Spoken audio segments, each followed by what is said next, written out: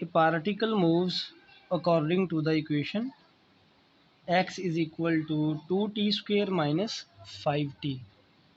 ये इक्वेशन है जिसके मुताबिक पार्टिकल टाइम के लिहाज से मूव कर रहा है। जैसे जैसे टाइम की वैल्यू चेंज होगी वैसे वैसे डिस्टेंस x चेंज होगा। ये इक्वेशन है 2t square minus 5t plus 6। Find average velocity in the first 3 seconds.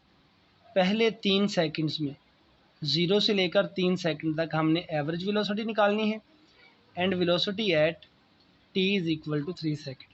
और जब टाइम एग्जैक्ट 3 सेकेंड होगा t इज़ इक्वल टू 3 तब हमने वेलोसिटी फाइंड करनी है।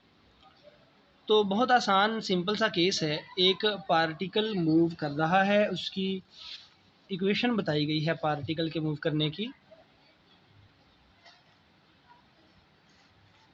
सो पार्टिकल के मूव करने की इक्वेशन है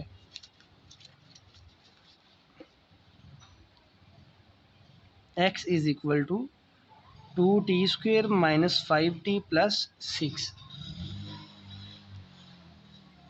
पहले 3 सेकंड में एवरेज वेलोसिटी क्या होगी, तो हम लिख लेते हैं। जो पहला टाइम है t1 दैट इज़ 0 सेकंड्स और बाद में टाइम t2 होगा 3 सेकंड्स। तो 0 से 3 सेकंड तक एवरेज वेलोसिटी क्या होगी ये मालूम करना है। तो हम यहाँ पे डेल्टा टी मालूम कर लेते हैं। हमारे पास टाइम इंटरवल है t2 minus t1 that is 3 minus 0 3 seconds. 3 second का टाइम इंटरवल है। अगर हम इस टाइम इंटरवल में डिस्प्लेसमेंट निकाल लें तो वेलोसिटी निकाल लेंगे। So at time t1 is equal to 0 second. जब टाइम 0 सेकेंड होगा तब देखते हैं डिस्प्लेसमेंट क्या होगा। x1 होगा डिस्प्लेसमेंट।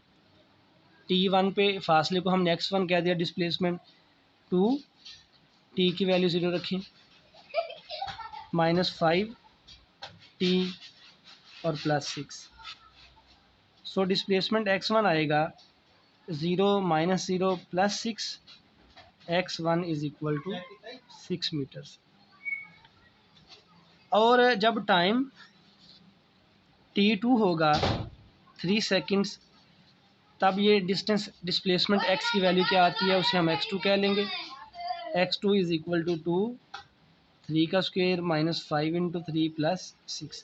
जहाँ जहाँ पे t है वहाँ पे हमने t की वैल्यू 3 सेकंड पुट की। So this becomes 2 into 9 minus 15 plus 6 18 minus 15 plus 6। So this comes out to be x2 is equal to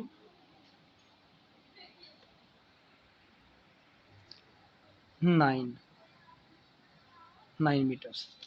तो अब हम डेल्टा x निकालते हैं।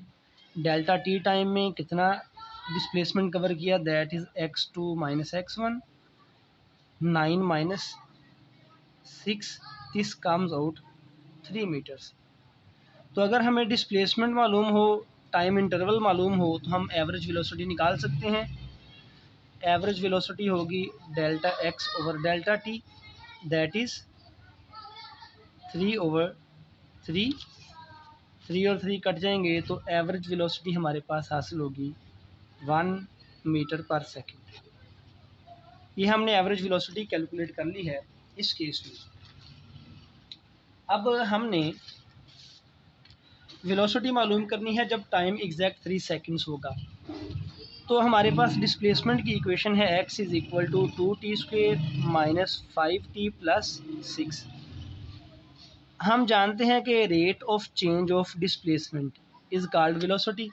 तो dx ओवर dt मालूम किया, ये होगा 2 इंटू टी स्क्वेयर का डेरिवेटिव होगा 2t माइनस 5t का डेरिवेटिव 1 है और कांस्टेंट है इसका डेरिवेटिव 0। तो ये dx over dt rate of change of displacement with respect to time है, इसको वेलोसिटी कहेंगे। So velocity is equal to 4t minus 5। अब ये वेलोसिटी के लिए इक्वेशन आ गई।